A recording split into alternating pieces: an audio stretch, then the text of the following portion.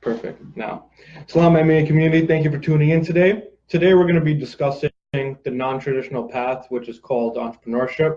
Most of us who grew up in the States or, internationally, our parents or just perceived society always values, out of school, getting a higher education.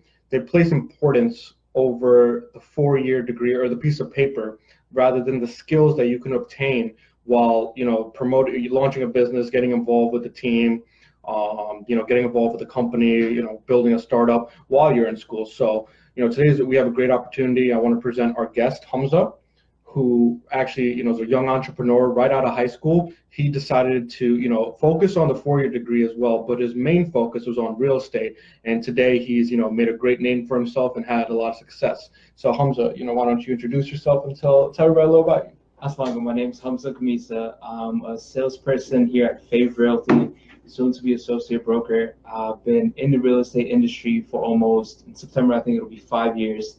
So right out of high school when I was 18, that's like the first thing I did. As soon as I graduated, right from my graduation, I went to take my real estate exam. So ever since then, I've been in this field. Nice. So while most people, you can say in their high school senior year are, figuring out, what school they want to go to or, getting excited about school, why were you more excited in this case about, going the real estate route? In the beginning, I was very excited to go to college, but then I got rejected from Baruch. So at the time, it seemed like a failure, but now that I think about it, I'm actually very grateful that I didn't get into Baruch. I'm still in school, probably doing something that I didn't want to do, or, trying to still figure myself out. I'm 23 now. So yeah, I did initially start off very excited for college, but then once I got, that was my dream school, I didn't get there. Then I was like, you know what, maybe I should figure something else out. So that's how I got into real estate.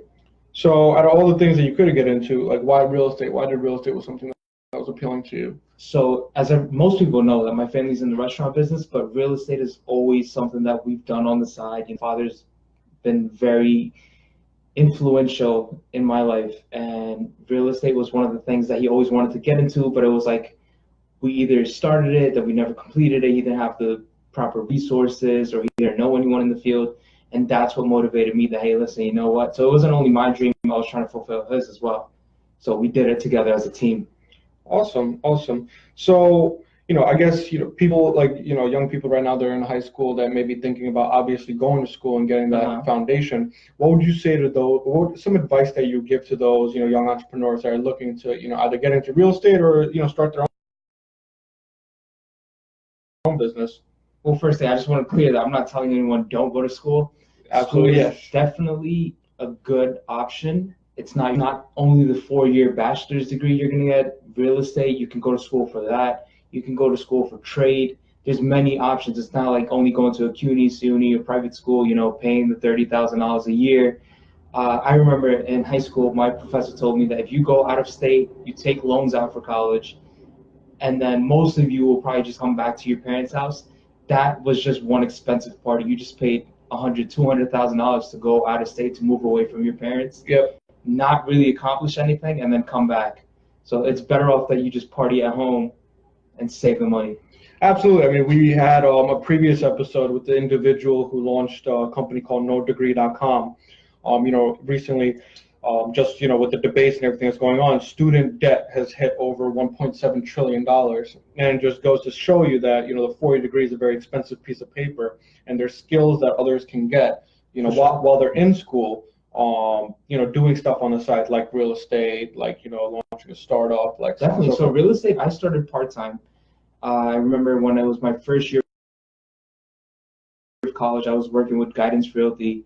And it was just convenient because it was near Queens College. After school, I would go there. Actually, I started to realize that, this is the career I wanted to take on for my life. And slowly I started paying less attention to school and more attention to real estate, where to a point that I was skipping class to be in my office or skipping class to go out and show houses. Mm-hmm. And then eventually real estate just outweighed school for me. Great. So where do you see, as a, up-and-coming real estate broker, where do you see like the industry going, and especially where do you see Muslim involvement in real estate? Muslim involvement. So I'm starting to see like a lot of our The generation before us wasn't too involved in buying real estate. Obviously, people came in from other countries, Bangladesh, India, Pakistan. Not everyone had the funds to buy. Not everyone knew how to buy. The pre-approval process, which is fairly simple, most people didn't know how to get pre-approved. Now that's something that's more accessible to everyone. That's something that we're teaching people. They just do a credit check, income check, and you're good to go. It's a 5-10 minute process at most. So I definitely do see a lot of the younger people buying houses in the future in our community. Awesome. So what do you say to a lot of young people like myself that are looking to buy their first home, but they're unsure about the market, if house prices, are going to go down? Should we wait? Should we get in? What do you tell, a client that comes to you and say, hey, when's the best time to buy a house? The best time to buy a house is always 10 years ago. When I first joined this office, that's something that my broker told me. We're in 2019 now. Yeah, I can think back to 10 years ago, 2009, houses were selling for, in Elmont Valley Stream where I focused the most, houses were selling for like 200, 250, 300. No one wanted to move there. And now they're in their high 500s. You can't touch anything in Elmont or Valley Stream unless you have $450,000, $500,000 in your pocket. So like I said, 10 years ago was the best time to buy. Today, if you buy a property, 10 years later, your friends and family that told you don't buy it, the real estate is always going to go up in value. If it might have like a little drop for a couple months, but it's always at the end, it's going to go up. How about to those people that are hesitant because they're waiting for the next recession, the next '08, and then to buy a house? Do you think that their plan is strategically smart? No, that plan, you're planning for failure if that's what you're thinking. When the market does crash, there's so many real estate investors, so many people that are going to be paying cash for these houses, that for you to think that, hey, listen, there's a difference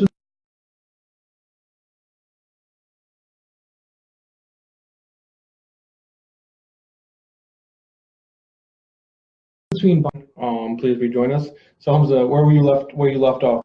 You were talking about investing into properties. So we're talking about investing into end user properties. So those are basically properties that you would be trying to find a good deal.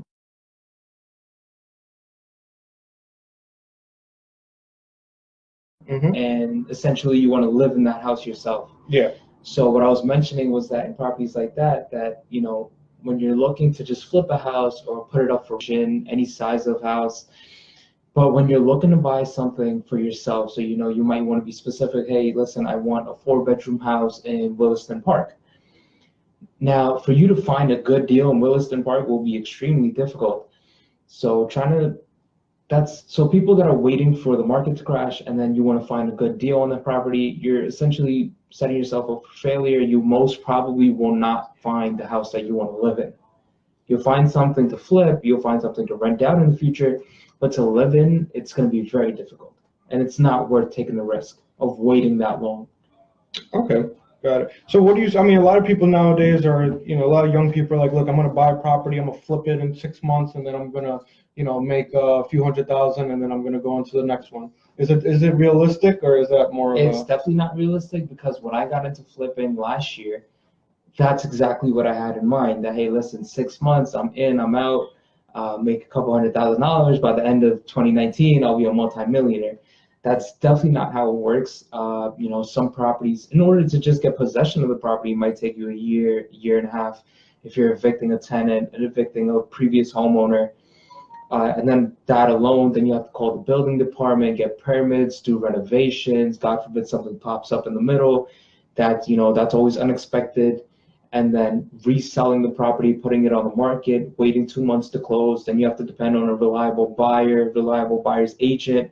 If the deal messes up on their end, that's another chance of you wasting your time.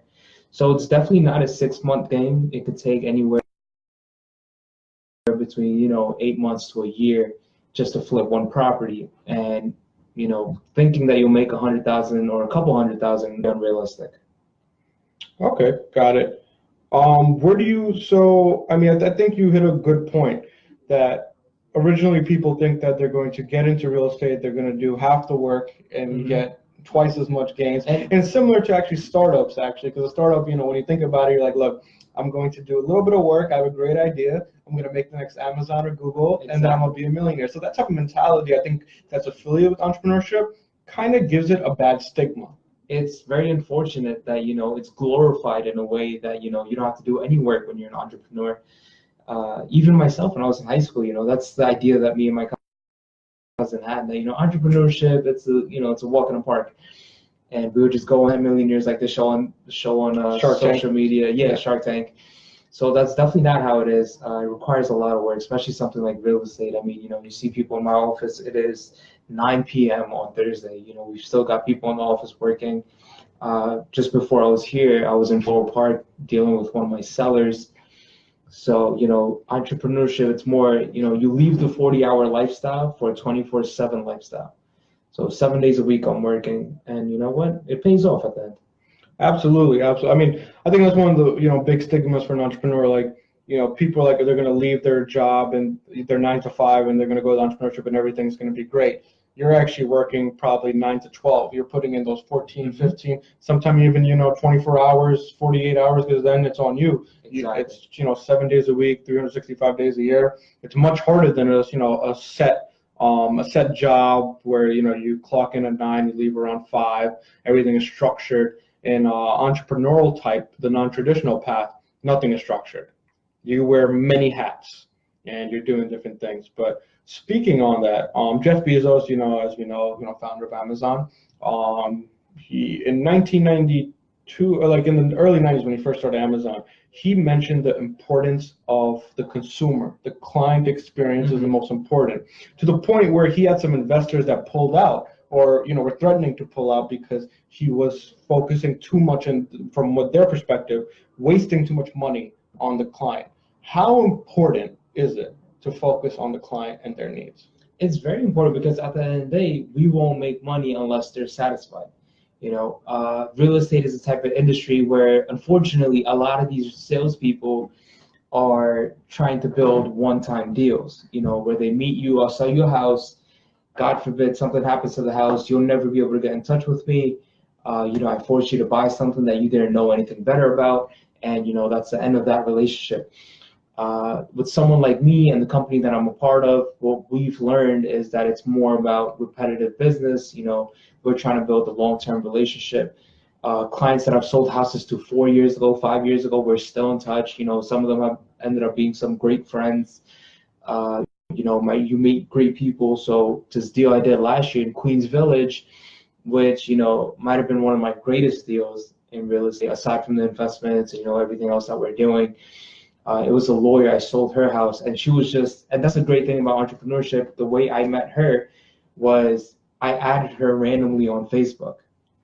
And a year later, she came across my profile again, and she said that, listen, I'm thinking about selling my house, come in for an interview. And, I was very nervous. I went in, I talked to her husband.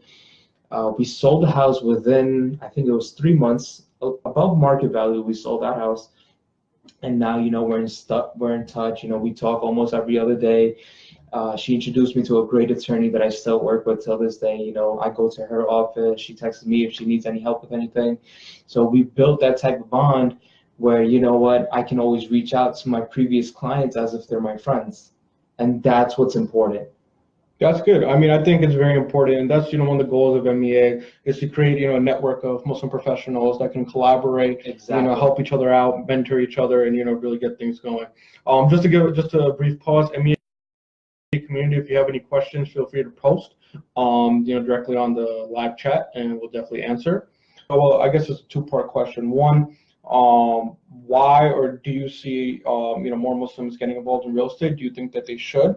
And besides the investment properties in the States or in the Western countries, do you think that building up real estate or getting involved in real estate outside of Western countries, like in Muslim-based countries, is beneficial? Okay, so what was your first question? Do you feel like more Muslims should get involved in real estate? 100%. I mean, it's a proven fact over and over that if you want to build a large income, or if you want to be a millionaire, multi-millionaire, the easiest and the quickest route would be real estate. There's nothing else that will guarantee it as much. And that's the best way to build your portfolio. If you look at any of the multimillionaires, billionaires in the world, the richest people in the world, all of them have built their income, their great empires through real estate. And that's anywhere, whether in your Western countries or you're like a third world country even, real estate has always been the main source of income for a lot of these people. Yeah. Okay. And I think the next question that I asked was If we should invest in outside of. and outside. And do you see like the market itself? Do you see like real estate in, like, let's say Turkey and Pakistan and Bangladesh and Indonesia? Do you see that it's rising in general? So I do see it rising. I can't speak for other countries as much as I can for Pakistan since I travel there a lot. I know in the past couple of years I've been going there 1-2 times a year, and I've seen the market go up. It seems very steady. It seems safe to invest over there now, especially we have the new prime minister. They're making it safer for foreign investors to come in, and I definitely think that you should invest back in your country. One is you owe it to them to kind of be here at the end of the day, or if you're from India, you wouldn't be here because if you weren't from India. So we owe it to them. It's like for giving us all that we have. So yes, I do promote people to invest outside of the United States, but first priority should be invest where you live, because it's easier to manage. And obviously, if you want to live here, if you want to make your presence known in the United States as a Muslim, I feel like you should own real estate. Okay. Yeah. Well, that definitely makes a lot of sense. I think in terms of entrepreneurship and where real estate is going, technology has played a big part in real estate, especially in the last few years. Definitely. Where do you see technology going, and what's I think benefits that you think technology can make on impact in real estate? Well, technology plays a great role. First thing, as a salesperson, if you take, for example, a lot of people that are even in your group, Cash Wayne Campbell, he's an associate broker in my firm. He's very heavy on social media. He's got Instagram, he's got a radio show, he just released a book online, like an ebook. He's got a YouTube channel, so people know him. A lot of times the agents that I hire have seen his videos or have seen his pictures, his social media, his Instagram, and that's how they know of Fav Realty. So it's like taking your brand to the next level. Nowadays, if you're not marketing on social media, you're really nothing. Awesome. Do you also feel like CRM systems can be better, or where do you see that going as well? So CRM systems can definitely be better. For example, we use Follow Boss. It's very outdated. If they can step that up, or if we can incorporate, some social media aspects that we can just boost the post from there, things like that, that would definitely help. Okay, great. And where do you see, I guess, the future of, like, I know there's a lot of talk of getting virtual reality into real estate, having, different devices where you can, instead of being at the actual home, having an open house. We're seeing that now. I mean, first we came out with photographs, then, we had videos. Now we're doing floor plans. After floor plans, people, even for one of my own properties, I'm dealing with a photographer now, where you can virtually walk around the whole house. You can open the closet, you can see what's inside the closet, you can go in the bathroom, kitchen, you can roam around the whole house as if you're walking in it. So, virtual reality is definitely a thing. It's already out there. If you're an agent and you're not using it, you're doing disservice to your clients. Okay. I think also you just brought up agent. Why should a person who wants to buy a home get an agent now that you have Zillow and you have these different sources where you can directly deal with the homeowner yourself and save the money? Where do you, because I think a lot of people, of course, a home is a big investment. You're going to try to find ways where to save money. Nowadays with technology, you can face the homeowner directly. Why do you feel like that a first-time buyer, second-time buyer, investor should always deal with an agent? Well, dealing with homeowners directly, that's been a thing for ages. Right? Zillow makes it more convenient for people to just see the houses online, go to the address themselves. That's what Zillow has done. Zillow, Redfin, Realtor.com, websites like that. It's not that they're dealing with the owner directly. They're just showing up to the house, and whoever the listing agent is, or if the owner is there, they'll just go to them themselves. They'll get a little bit of information. Now, why is it important to get an agent? As a buyer, your agent will be free of cost in New York State. So if I'm representing you and you're looking to buy a house, you would not have to pay me, right? Unless we have an agreement that states otherwise, the seller will be paying me. Another reason you do want to hire an agent in your buying process, not everything you'll see is true. Zillow does mislead buyers. Redfin, Realtor.com, all these people do mislead buyers. Oftentimes they have the wrong information. For example, we're dealing with two brothers right now from the Bangladeshi community, very young guys. They're buying a two-family house in Jamaica. I had been out of state, so I wasn't in touch with them for 2 days. They saw a house on Zillow. They went, they put an offer. They spent $600 on a home inspection, only to find out when I came back that they were marketing the taxes to be $3,000, when in reality the taxes were $10,000. So there's a $7,000 change per year, which is big, which threw the entire deal off. And unfortunately, a lot of these agents are lying. Oh, okay. So it's good to have someone represent you. Got it. When you mean agents, you mean like these technology services out there that technology services, or just the agents that are working with them. Okay. They take advantage of the fact that if a buyer's coming directly to them, they can manipulate the truth or just be blatantly lie about it and get the full commission, which is very wrong, and it costs you a lot in the long run. Okay, awesome. I think now that we're wrapping up things, do you have any advice for somebody who's not only trying to get into real estate but just trying to find their path, and seeing that school may be a foundation, but they really want to do something else? If you really want to do something else, one thing that I've learned myself from my father and my uncle definitely is that people fail to realize that most people that get rich don't get rich by generating a lot of income. They get rich by saving a lot of what they've made. So that's what I've learned. I don't go out to eat, I don't party, I don't go on vacations like that. I save what I have, and then I reinvest it into my business. I'm 23. Realistically, I have till 35, 36 to play around with my business, keep reinvesting my money into it. Maybe I can lower my other expenses, not drive the BMW, not drive the Mercedes, not wear such an expensive watch, or not go like on a world. Reinvest your money into different experiences, different branches of entrepreneurship. See what you feel comfortable with, see what you like, and just pick one thing, go all out on it. If it doesn't work out, no problem, pack your bag, go to the next thing. So I started off selling small things in my high school that worked out, made great income. I saved that money for my real estate school, and now that real estate has picked up for me, I'm saving my money, and I invested in real estate. Now that's going great. Now what I'm planning on doing is taking that, going back home, and actually doing what I've always dreamed of. I'm thinking about opening a farm. So, those are things that you can do once you save money. You have age, obviously, is a big factor, and then what you've saved. And when you put them together, you can be limitless. Absolutely. They say compound interest, is the way to go. And exactly. I think you hit, one of the sayings is live today like others won't, to, eventually, live like others can't. Exactly. That's basically what it is. Yeah. So, and, for my community, I'm MEA. So, we've learned to save since, we were born. So that's